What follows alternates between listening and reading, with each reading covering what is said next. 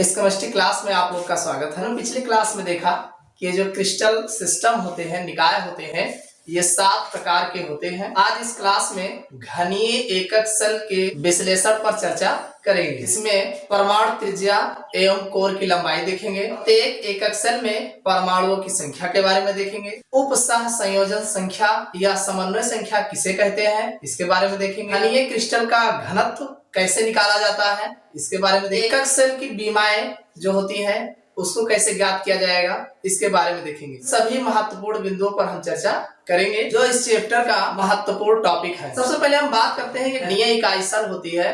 तो घनीय इकाई सेल में हमने घन के बारे में बताया है, घनीय सिस्टम। तो घनीय सिस्टम कितने प्रकार के होते हैं पहले इनको जान लेते हैं, क्योंकि इसकी आवश्यकता हमें अभी बार बार जो है देखने को मिलेगी। सबसे पहले हम देखेंगे घनीय क्रिस्टल निकाय, क्यूबिक क्रिस्टल सिस्टम। ये जो है कितने प्रकार के टाइप्स के होते हैं। आप जानते हैं कोई भी घन होता है तो इसमें जो 3 भुजाएं होती है, A = B और B = C, यानी तीनों भुजाएं जो है बराबर होती है। और अगर इनके कोण की बात करें तो अल्फा कोण बराबर बीटा कोण और बराबर गामा कोण, और ये सारे कोण जो होते हैं वो 90 डिग्री के होते हैं। इतना तो आपको कंफर्म है। इसमें सबसे पहला जो घन है उसको बोलते हैं सिंपल क्यूबिक, सरल घनीय कहा जाता है।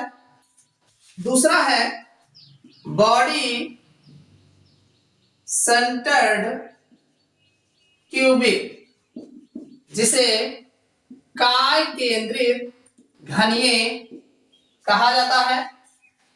तीसरा है फेस सेंटर्ड क्यूबिक, जिसे फलक केंद्रित घनीय कहा जाता है। देखिए ये जो घनीय क्रिस्टल होते हैं इनको 3 कैटेगरी में डिवाइड किया गया है। सबसे पहला है सरल घनीय। सरल घनीय में इसी को आध या प्रिमिटिव कहा जाता है। देखिए सरल घन में क्या होता है कि जो इसमें इकाई सेल होते हैं, इकाई सेल में जो परमाणु या एटम्स लगे होते हैं ये सब के सब जो है कोनों पर व्यवस्थित होते हैं। और अगर बात करें बॉडी सेंटर्ड में, काय केंद्रित घनीय में, तो इनमें जो घटक कण होते हैं वो जो है कोनों के साथ साथ एक बीचों बीच में दिखा। देखिए काय केंद्रित बॉडी सेंटर्ड यानी पूरे इस फलक के बीचों बीच में भी एक परमाणु जो है आपको देखने को मिलेगा। तो ये बॉडी सेंटर्ड है। अगला है फेस सेंटर्ड क्यूबिक, फलक केंद्रित घनीय। तो फलक में देखिए सब चारों कोनों पर तो एक परमाणु होते ही होते हैं, साथ में जो है घटक कण जो है उन सभी फलकों के बीचों बीच में भी पाए। देखिए एक फलक ये है तो इसके बीच में यहाँ पर एक इकाई सेल आपको देखने को मिलेगा। इसी तरीके से ऊपर वाले पे यहाँ है, इस फलक पर यहाँ है, और नीचे वाले फलक पर ये मिलेगा, सामने वाले पे ये हो जाएगा, और इसके पीछे वाले फलक पर, यानी बीच हर फलक के बीचों बीच में आपको जो है देखने को मिलेगा। तो इस तरीके से ये जो है घनीय क्रिस्टल निकाय जो होते हैं ये 3 प्रकार के होते हैं। इसको आप ध्यान रखिएगा क्योंकि इसकी आवश्यकता अभी बार बार पड़ेगी। हम बात करेंगे घनीय एकक सेल का विश्लेषण,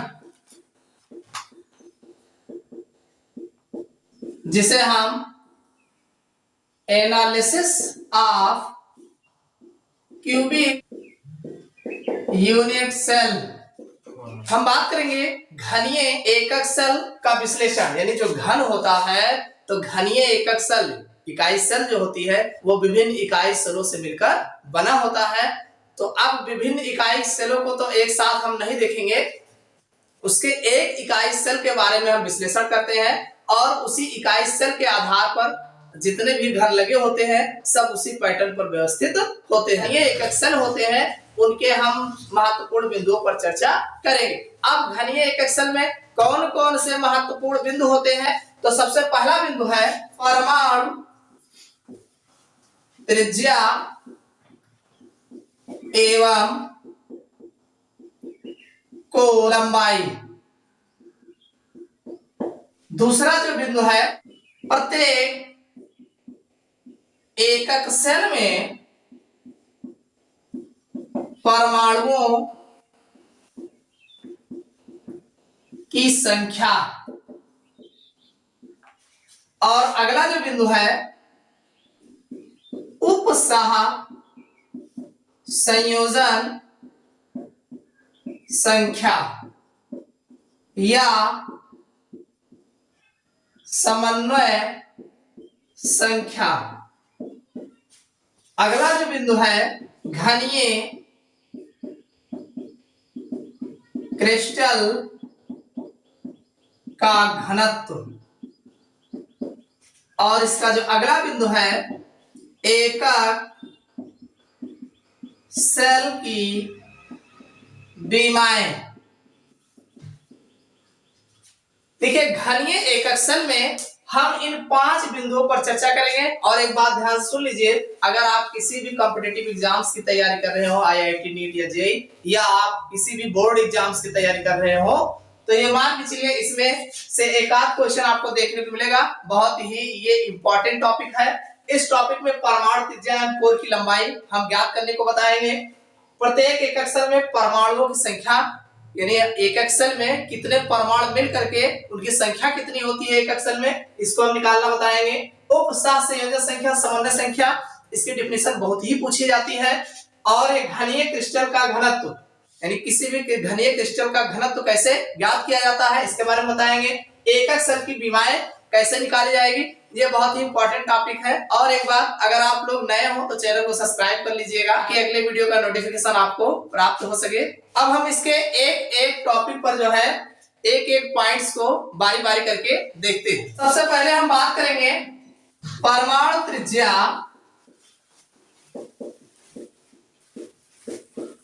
एवं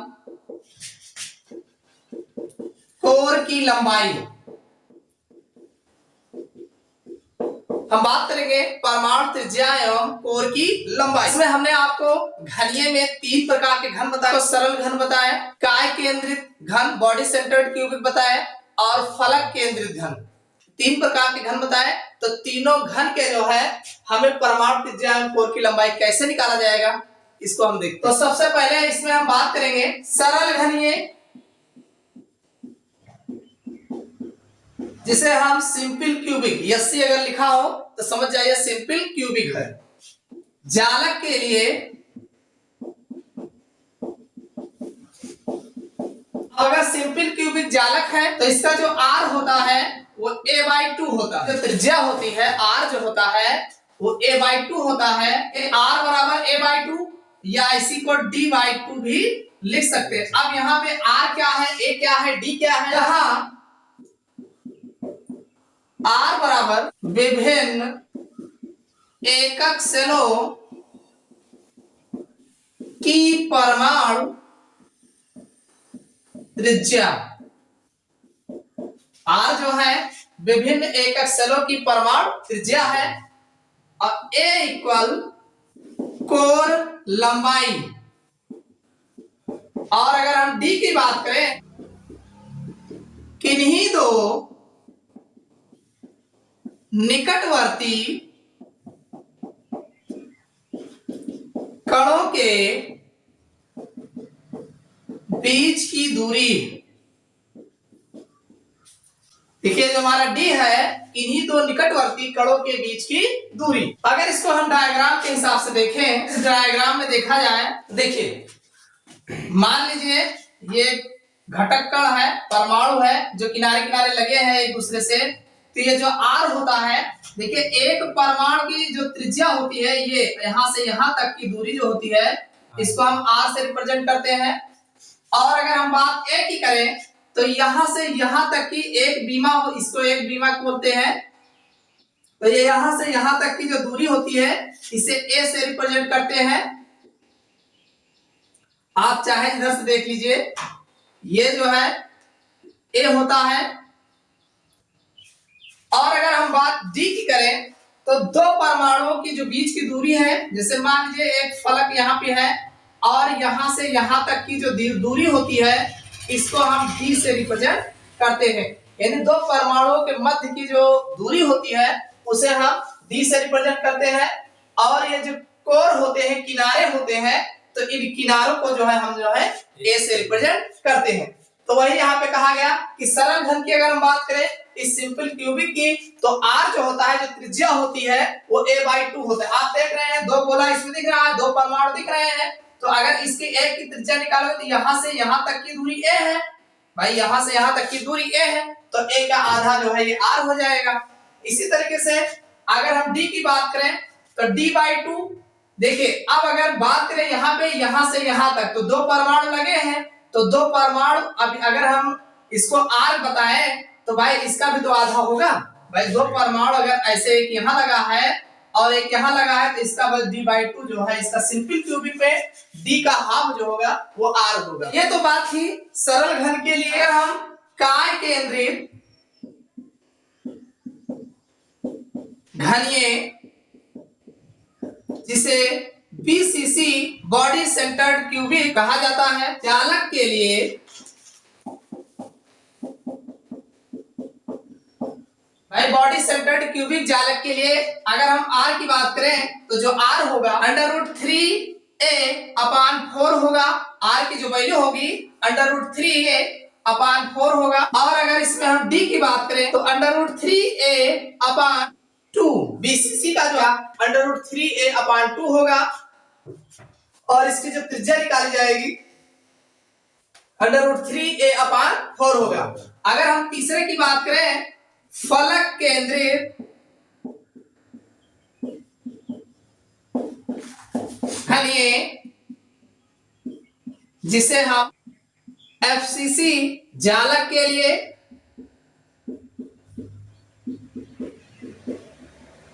तो इसमें जो r होता है a/2 तथा d जो होता है a/√2। अगर हम फलक केंद्रित घनीय FCC जालक की बात करें तो इसकी जो त्रिज्या r होगी वो a/2√2 होगा, तथा अगर हम a/√2 ये इसका निकलेगा। बात करेंगे प्रत्येक एकक सेल में परमाणुओं की संख्या। एक एकक सेल में कितने परमाणु लगे होते हैं इनके बारे में देखेंगे। तो सबसे पहले हम बात करेंगे इसमें घनीय एकक सेल के लिए, फॉर क्यूबिक यूनिट सेल। तो इसमें हम सबसे पहले आध एकक सेल में, सबसे पहले हम आध एकक सेल में देखेंगे। इन प्रिमिटिव यूनिट सेल, इसमें एक एकक सेल में परमाणुओं का योगदान 1/8। आप ध्यान रखिएगा, जो एकक सेल होता है, इकाई सेल होता है, तो एक इकाई सेल में परमाणुओं का जो योगदान होता है 1/8, यानी एक इकाई सेल में, यूनिट सेल्स में जो परमाणु का, पूरे परमाणुओं का योगदान होता है 1/8 का होता है। अगला, एक एकक सेल में 8 परमाणुओं का योगदान 8 गुणे 1/8 देखा जाए तो 1। आप जानते हैं ये जो सिंपल क्यूबिक होता है, घन होता है, तो घन में अगर देखा जाए पूरे घन में कितने परमाणु जो है मिल करके घन का निर्माण कर रहे हैं, तो एक बात ध्यान रखिएगा, 8 कार्नर दिख रहे हैं और 8 कार्नर पे परमाणु लगे हुए हैं। तो अगर इन सभी 8 कार्नर के परमाणुओं का योगदान देखा जाए, तो अगर पूरे का देखोगे तो 1/8, यानी एक परमाणु का जो योगदान है 1/8 योगदान करता है। अगर हम बात करें एक एकक सेल के, अब इसमें 8 कार्नर लगे हैं, हमने एक की बात की ना, एक अपना एक कोना जो है अपना योगदान कितना दे रहा है, 1/8 का दे रहा है। अब इसमें कितने कोने हैं, तो इसमें 8 कोने हैं भाई, 4 ऊपर दिख रहा है 4 नीचे दिख रहा है, 8 कोने हैं। तो 8 कोने में यानी एक एकक सेल के 8 परमाणु, भाई ये एक एक कोना जो है एक एक परमाणु को प्रदर्शित करता है। जितने एक इकाई सेल की बात करो, एक यूनिट सेल यानी क्यूब की बात करें, तो क्यूब में जितने कोने हैं जान लीजिए उतने परमाणु हैं। तो अपना एक कोना 1/8 का योगदान दे रहा है।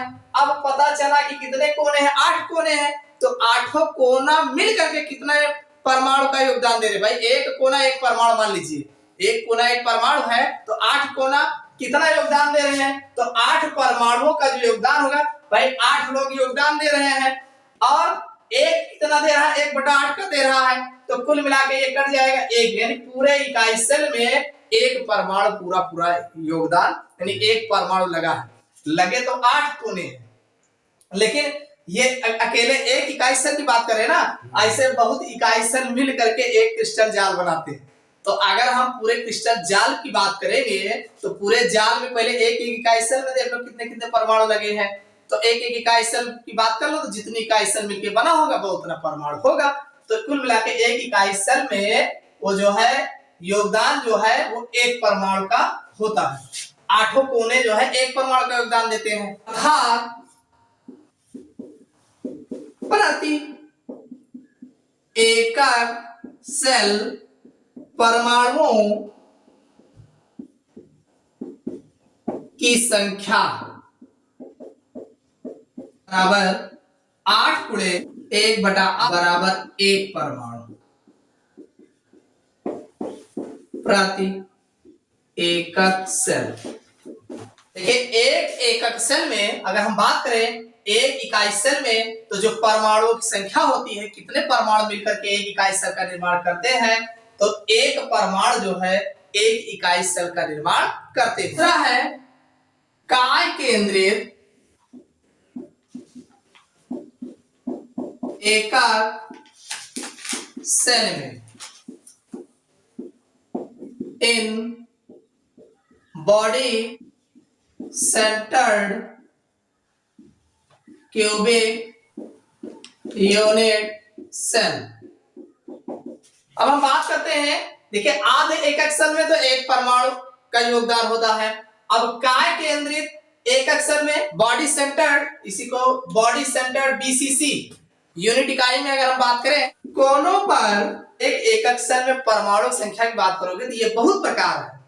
अभी ये जो है हमने बताया कि ब्रेबस जालक 14 प्रकार के हैं, 7 हम बता रहे हैं, तो 7 में है और एक में जैसे घन वाले में 3 है, और ऐसी तरीके से किसी में 2 है, किसी में 3 है, किसी में 1 है, तो सब मिलाकर कुल मिलाकर 14 ब्रेबस जालक थी। तो 14 ब्रेबस जालक में हम केवल बात कर रहे हैं घनीय एकक सेल की, ठीक है। अभी तो टेट्राइक्लिनिक है, टेट्रागोनल है, ठीक है, हेक्सागोनल है, बहुत है, तो केवल घनीय की बात हो, एक बार पूरा घनीय केवल सिलेबस में आपके केवल घन का ही है, तो ये घनीय हो गया। अब घनीय में आधे एकक सेल हो गया, आध मतलब सिंपल बाय, एकदम सिंपल बाय, हम किनारे किनारे केवल लगा। अब दूसरा है काय केंद्रित एकक सेल में, काय केंद्र में किनारे किनारे के साथ में एक बिचौलिए में भी लगा हुआ, ठीक है। डायग्राम हम बता रहे हैं, पहले लिख लो बेटा। दोनों पर स्थिर 8 परमाणुओं का योगदान, यह हो जाएगा 8 गुणे 1/8 बराबर 1 परमाणु प्रति एकक सेल। केंद्र पर स्थिर एक परमाणु का योगदान बराबर 1 परमाणु की संख्या बराबर परमाणु प्रति एकक सेल। देखिए काय केंद्रित एकक सेल की अगर हम बात करें, देखिए काय केंद्रित का स्ट्रक्चर जो होगा इस प्रकार से होगा, और एक जो है परमाणु बीच में लगा होगा। देखिए भाई कोनों पर स्थित 8 परमाणु का योगदान, यानी जो कार्नर पे लगे हुए हैं इनका जो योगदान है 8 कोनों का 1/8 का योगदान है। तो ये कितने परमाणु मिलकर के योगदान दे रहे हैं? 1 परमाणु का योगदान दे रहे हैं, यानी 8 लोग मिल करके 1 परमाणु का योगदान दे रहे हैं एक सेल के निर्माण में। इसी तरीके से अगर केंद्र देखो बीचों बीच में है तो एक क्यूब में एक ही बीचों बीच में रखा गया है तो ये अपना पूरा योगदान देगा उसमें। तो वही कह रहा है कि केंद्र पर स्थित 1 परमाणु का योगदान पूरा 1 हो गया। तो अब ये 8 कोने मिलके 1 का योगदान दे, बीच में एक अकेला है तो दोनों जोड़ लेंगे 2 आएगा ना। तो कुल परमाणुओं की संख्या जो होगी 2 परमाणु एक एकक सेल में। तो कहने का मतलब आध वाले में केवल 1 परमाणु योगदान दे रहा था। अगर हम काय केंद्रित में बात करें कितने परमाणु लग रहे हैं? 2 परमाणु। अब तीसरा है हमारा फलक केंद्रित एकक सेल में इन फेस सेंटर्ड यूनिट सेल। हम बात करें फलक केंद्रित एकक सेल में 8 कोनों के परमाणु गुणे 1/8 परमाणु प्रति एकक सेल प्लस 6 फलकीय परमाणु गुणे 1/8 परमाणु प्रति एकक सेल। हम फलक केंद्रित की बात करें, ये हमारा फलक केंद्रित स्ट्रक्चर है। आप जान रहे हैं चारों कोनों पर परमाणु है और साथ में जो है हर फलक के बीचों बीच में एक परमाणु स्थित है। 8 कोनों के परमाणु जो है अपना 1/8 योगदान दे रहे हैं। अगर इसकी आप बात करोगे तो 1 परमाणु हो जाएगा और प्लस 6 फलक है। आप जानते हैं किसी भी क्यूब में जो है 6 फलक जो है आपको देखने को मिलेंगे, 6 फलक होगा। और एक बात ध्यान रखिएगा, जो फलक होते हैं ये अपना 1/2 योगदान देते हैं। फलकों के जो परमाणु होते हैं वो अपना 1/2 योगदान देते हैं। तो 1/2 एक फलक दे रहा है तो 6 फलक है तो 2 × 6। इसको अगर काटोगे तो 2 × 6 आ जाएगा और ये कट जाएगा तो दोनों को जोड़ोगे 1 परमाणु ये हो जाएगा, 3 परमाणु ये हो जाएगा, 1 + 3 तो बराबर 4 परमाणु प्रति एकक सेल।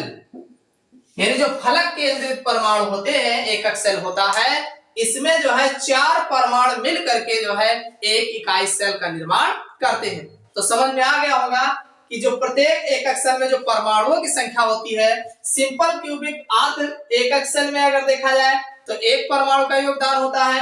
और अगर काय केंद्रित घन में देखा जाए तो काय केंद्रित में जो है 2 परमाणु मिलकर के एकक सेल का निर्माण करते हैं। और तीसरा है फलक केंद्रित एकक सेल में, तो फलक केंद्रित एकक सेल में 4 परमाणु जो है मिलकर के इकाई सेल का निर्माण करते हैं। अब हम बात करेंगे उपसह संयोजन संख्या या इसी को बोलते हैं समन्वय संख्या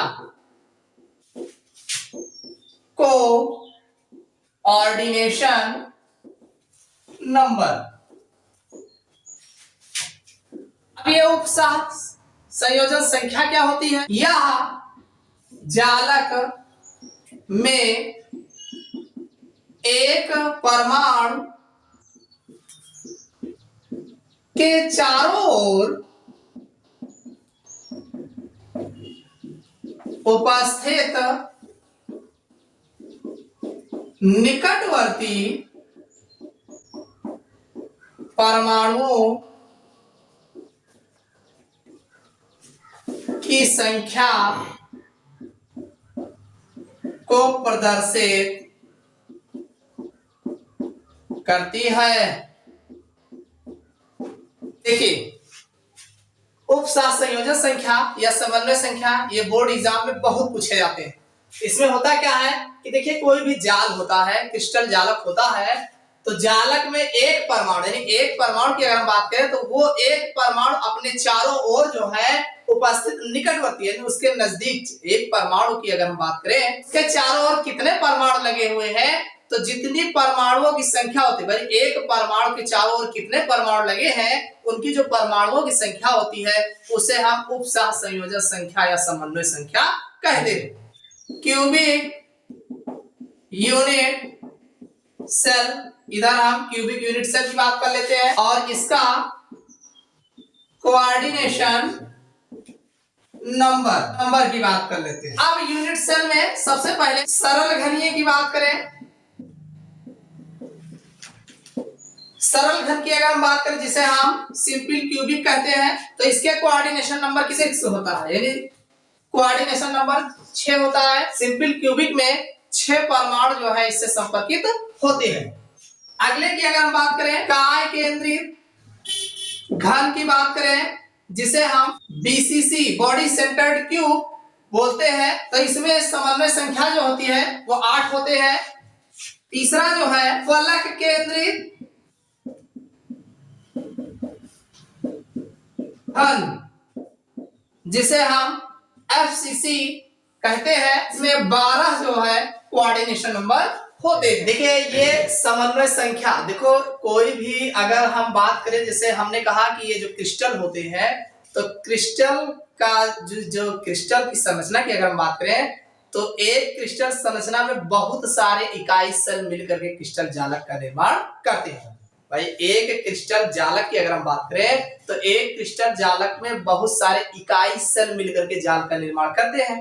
अब हम आगे इकाई सेल पे, यानी एक इकाई सेल पता चल जाए तो ये पता चल जाए कि पूरे जाल में कितना परमाणु लगा है। ठीक, तो अब इकाई सेल की अगर हम बात करें, तो इकाई सेल में भाई एक इकाई सेल अलग अलग, हर एक इकाई सेल में अलग अलग परमाणु लगे होते हैं। जैसे सिंपल क्यूबिक में हमने अभी आपको हमने देखा कि परमाणु एक सिंपल क्यूबिक यानी आध प्रिमिटिव यूनिट सेल्स में 8 कोने पर परमाणु लगा है। अब एक इकाई सेल में आगे अपना योगदान कितना दे रहा है, 1/8 का, तो कितना परमाणु योगदान दे रहा है एक इकाई सेल बनाम 1 परमाणु। ये तो हो गया सिंपल क्यूबिक का। दूसरा हमने देखा काय केंद्रित में, तो काय केंद्रित में एक बीचों बीच में पड़ा है और बाकी किनारे वाले तो 1/8 का योगदान दे ही दे रहे हैं, यानी एक परमाणु किनारे का एक बीच का, तो 2 परमाणु जो है काय केंद्रित में योगदान दे रहे हैं, बनावे में है। एक क्रिस्टल जालक के एक इकाई सेल बनावे में 2 परमाणु लग रहा है। ठीक, फलक केंद्रित की बात करोगे तो फलक केंद्रित में भाई हर फलक के बीचों बीच में एक परमाणु लगा है, और जो बीचों बीच में एक परमाणु लगा है वो अपना 1/2 योगदान दे रहा है।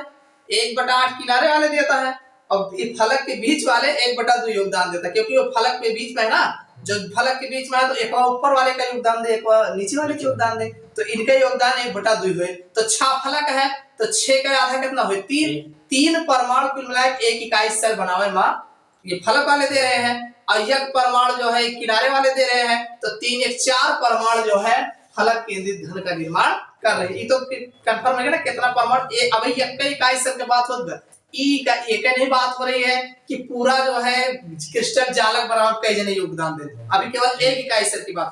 अब बात आई कि उपसह संयोजन संख्या या समन्वय संख्या किसे कहते हैं, तो समन्वय संख्या यानी पूरे क्रिस्टल जाल बनावट कई जने लागत है। समस्या अब बात यहाँ आ रही है कि पूरे क्रिस्टल जालक का निर्माण करने में, तो एक क्रिस्टल जाल बनावे में, क्रिस्टल जाल मतलब एक क्रिस्टल के टुकड़ा बनावे में, अभी तो टुकड़े के एक इकाई सेल के बाद टुकड़ा बनावे बहुत जने लाग है, तो कई जने कितना जने कौने में लाग है कि यहाँ पे है। तो वही एक परमाणु बनावे में, एक क्रिस्टल जाल बनावे में, एक इकाई सेल बनावे में कितने परमाणु लगे हैं, तो अब सिंपल क्यूबिक हुए तो अलग लगा हुई है, और अगर जो है काय केंद्रित होगा तो अलग लगे होंगे, और फलक केंद्रित होगा तो अलग लगे होंगे ना, तो वही सब संख्या उनके अलग अलग हुए, तो बात वही, और जितनी संख्या हुए वही उनकी समन्वय संख्या या कोऑर्डिनेशन नंबर कहा जाता। अब यहाँ पे जैसे यूनिट क्यूबिक की, अब बात हम कहाँ करें, घन की कर रहे हैं ना, हेक्सागोनल पेंटागोनल की बात नहीं हो रही, केवल हम घन की बात करें क्यूबिक की। तो क्यूबिक में अगर सरल घन वाला हुए तो 6 परमाणु मिलकर बना, एक क्रिस्टल जाल जो होगा, एक क्रिस्टल जालक जो होगा, क्रिस्टल जालक में कई इकाई सेल है, तो एक इकाई सेल के हम बताएं एक इकाई सेल में कितने परमाणु लागे। अब बात आ रही समन्वय संख्या के, यानी पूरे क्रिस्टल जालक में, एक क्रिस्टल जालक में कई परमाणु लगा है, तो जितना परमाणु होगा वही उसकी समन्वय संख्या होगी। तो कहने मतलब सरल घनीय में 6 परमाणु मिलकर सरल घर का निर्माण कर रहे हैं। एक क्रिस्टल जालक, एक सरल घन का क्रिस्टल जालक, पूरा जालक बात है, ठीक है। तो उसमें जो है 6 परमाणु लगे होंगे। और अगर काय केंद्रित हुए घन तो हम 8 परमाणु लगे, समझ में आएगा नहीं। और अगर फलक केंद्रित घन होगा तो उसमें 12 परमाणु मिलके एक पूरे क्रिस्टल जालक का निर्माण करते होंगे। तो अब एक क्रिस्टल जालक में जितने परमाणु मिलके जाल बांधल बाटे, पूरा एक जाल, एक टुकड़ा बनाए रहे हैं, वो जो है वही उनकी समन्वय संख्या, कोऑर्डिनेशन नंबर कहती है। अब हम अगला देखेंगे, घनीय क्रिस्टल का घनत्व से डेंसिटी ऑफ क्यूबिक क्रिस्टल। बात करेंगे जो घनीय क्रिस्टल होते हैं इनका घनत्व कैसे निकाला जाएगा। और एग्जाम में इस घनत्व पर जो है एकाध न्यूमेरिकल जरूर आते हैं। किसी भी एग्जाम की बात करो तो सब में घनत्व निकालने को एकाध न्यूमेरिकल जरूर देखने को आता है। एकक सेल के लिए घनत्व को हम रो से प्रदर्शित करते हैं, द्रव्यमान बटे आयतन। आप जानते हो घनत्व बराबर द्रव्यमान बटे आयतन होता है। अब हो रही है एकक सेल का द्रव्यमान बटे एकक सेल का आयतन।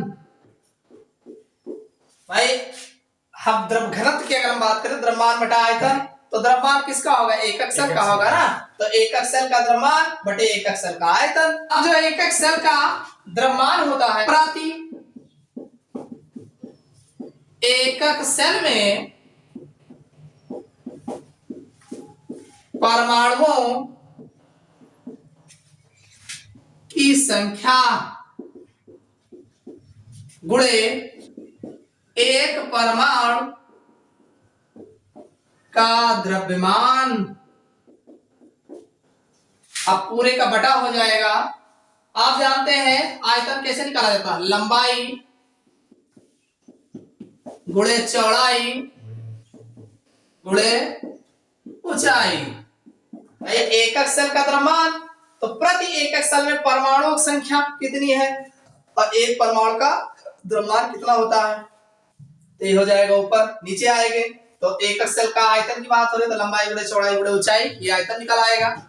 ऐसे देखिए तो रो बराबर लिखा जाता है जेड गुणे एम बटे ए क्यूब गुणे एन ए। ये इसका जो है फार्मूला है, इसी के ऊपर आपको निकालना है। रो हो जाएगा और ये जेड जो है परमाणु की संख्या कितनी है और एक का द्रव्यमान कितना होगा, और ए क्यूब ये लंबाई गुणे चौड़ाई, और ये अन्य जो है। अब यहाँ पे जो आपको जेड दिख रहा है तो अलग अलग सेल के लिए ये जेड का मान अलग अलग होता है। यही जेड आपको ध्यान देना है, बाकी तो वैल्यू आपको मिल जाएगी। तो जेड की वैल्यू कहाँ पे कितना रखना है इसको जान लीजिए। सरल घनीय जिसे हम यस्सी बोलते हैं में जेड बराबर 1, बीसीसी में जेड बराबर 2 और एफसीसी में जेड बराबर 4। अगर हम सरल घनीय की इस फार्मूले को सरल घन के लिए यूज करेंगे तो वहां पे जेड बराबर 1 रखेंगे, और अगर हम बीसीसी बॉडी सेंटर्ड में यूज कर रहे हैं तो जेड बराबर 2 रखेंगे, और अगर हम एफसीसी में यूज कर रहे हैं तो जेड बराबर 4 रखा जाएगा। एन की संख्या जो होती है ये आवोगैड्रो नंबर है। एन इक्वल 6.023 गुणे 10 की घाते 23। एन की जो वैल्यू रखी जाएगी 6.023 गुणे 10 की घाते 23 रखा जाएगा। अगर हम बात करें एकक सेल की बीमा डायमेंशन ऑफ यूनिट सेल, यह एकक सेल में परमाणुओं के बीच की दूरी को प्रदर्शित करती है। देखिए जो बीमा होती है यह एकक सेल में जो परमाणु लगे होते हैं तो उन परमाणुओं की बीच की दूरी को प्रदर्शित करते हैं। हम बीमा की बात करें तो A बराबर 3√Z गुणे M अपान रो NA से निकाला जाएगा। आप जानते हैं रो बराबर ZM upon A cube NA होता है। तो कुछ नहीं करना है, अगर हमें A क्यूब निकालना है, A निकालना है, A को इधर ले आइए, ये यहाँ पे आ जाएगा और इसका जब क्यूब हटाएंगे तो 3 ये जो है निकल के आ जाएगा। इसी पर जो है हमें भुजा जो है बीमा जो है ज्ञात, जहां रो बराबर घनत्व है, घनत्व है, जेड जो है वो FCC BCC कौन सा हमारा घनत्व क्रिस्टल है उसके ऊपर वो रखा जाएगा। M द्रव्यमान हो जाएगा, कितने द्रव्यमान है, और हमारा Na आओ गया द्रव्य संख्या हो जाएगी, और A बीमा है, दो परमाणुओं के बीच की दूरी है। आप चाहे के भुजा निकालो, चाहे के घनत्व ज्ञात करो, बात एक ही होगी। इस क्लास में बस इतना ही। अगले क्लास में फिर